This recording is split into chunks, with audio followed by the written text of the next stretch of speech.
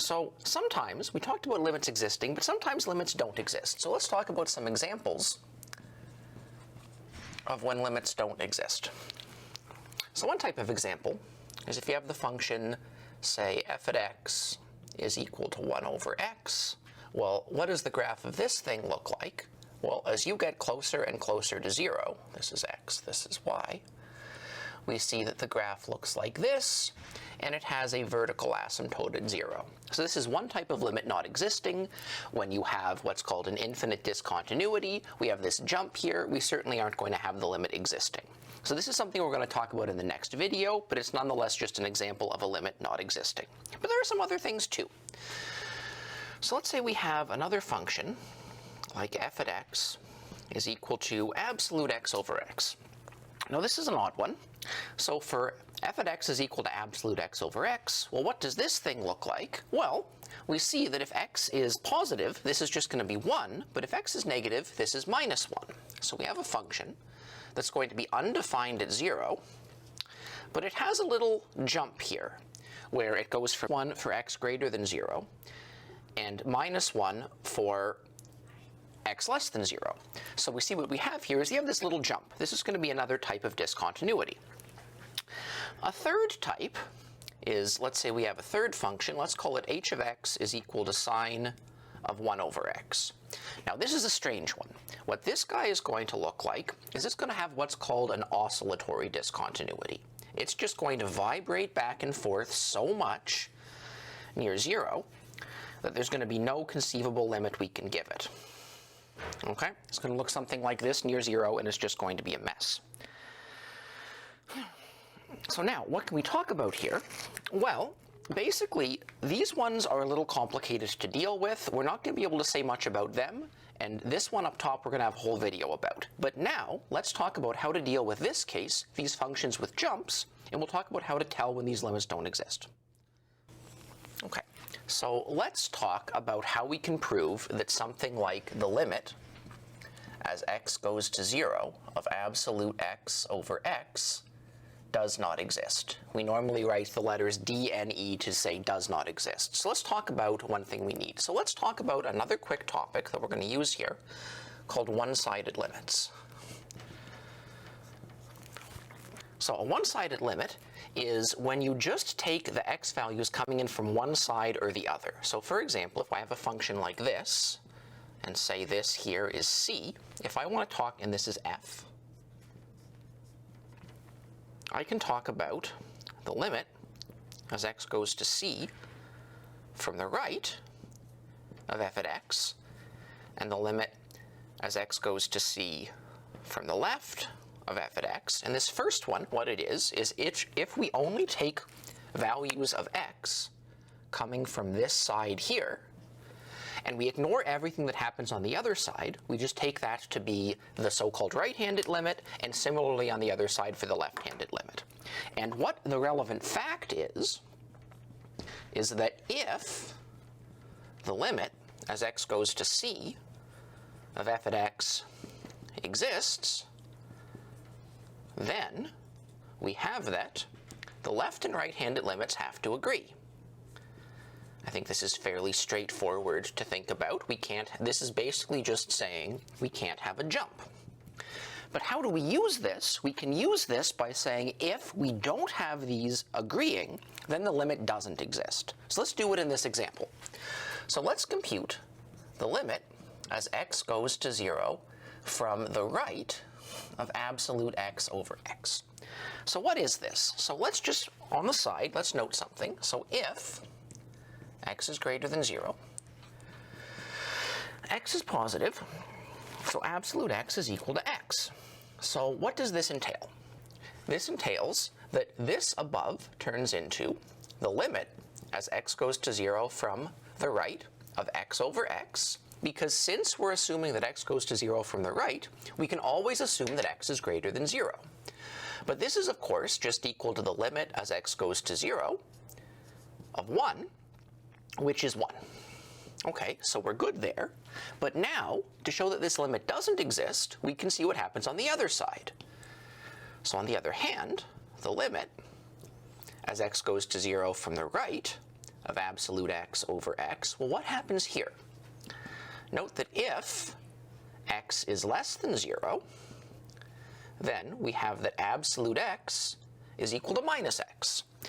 Indeed, if you have, say, x is minus 3, absolute minus 3 is 3, which is minus 3, for example. It looks a little yucky, but that's what it is. So this is true in this range. This is how you force negative numbers to be positive.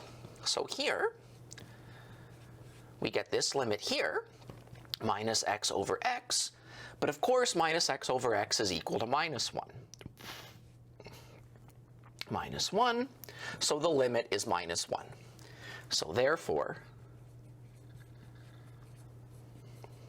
the limit does not exist.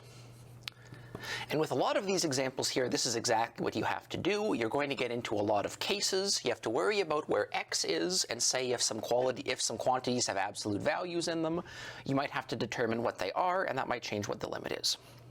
But indeed, that's how that works. So let's combine some ideas and go through the following example. So does the limit as x goes to 2 of absolute x minus 2 all over x squared minus 4 exist? All right, so let's compute this, and we see that we definitely can't just plug into here no how, no way, because we would get a 0 in the denominator. So we have to worry about whether or not this limit exists, but we also have sort of a 0 over 0 thing happening. So this is also sort of like what we talked about in the last video as well. It's two things at once. So how do we do this? Well, what we talked about before is let's try to find the left and right-handed limits of this guy and see if they agree or disagree. And if they disagree, we can say for sure that this limit doesn't exist. And if they agree, we can say that it does exist, and that self-same number will be the limit. So what do we get? Well, if we take the limit as x goes to 2 from the right of absolute x minus 2 all over x squared minus 4, well, what's happening here?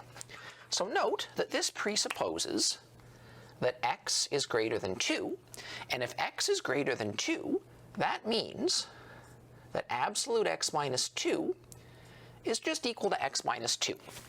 X minus 2 is a positive number in this case, so we can drop the absolute value bars.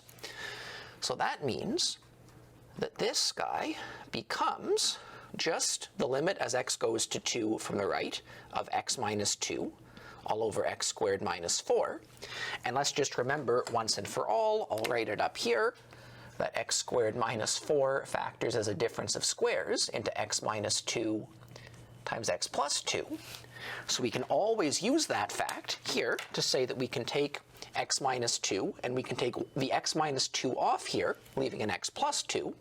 So this thing just turns into the limit as x goes to 2 from the right of 1 all over x plus 2, because we've just canceled off one of the factors of x minus 2 from the bottom and from the top. And then this is something that we can just plug numbers into, and we get 1/4 by plugging in x is equal to 2 for x in the denominator. So that's the right-handed limit. What about the left-handed limit? Well, we can do something similar. We can try to take the limit as x goes to 2 from the left of this. But what do we have here? Here, since we're approaching 2 from the left, we're presupposing that x is less than 2. And that's going to mean that x minus 2 is negative, so that this is going to flip the sign around. If x is negative, if x is less than 2, then 2 minus x will be the positive guy. So the absolute value bars introduce a minus sign. So how does this play out? This, of course, becomes 2 minus x up here, and this becomes the limit as x goes to 2 from the left of 2 minus x all over x squared minus 4. So now, just to write this in a way that looks a little clearer, this is this limit here of minus x minus 2 over, of course, as we wrote here, x minus 2 times x plus 2. And the minus sign up here doesn't cancel, but these two guys do cancel.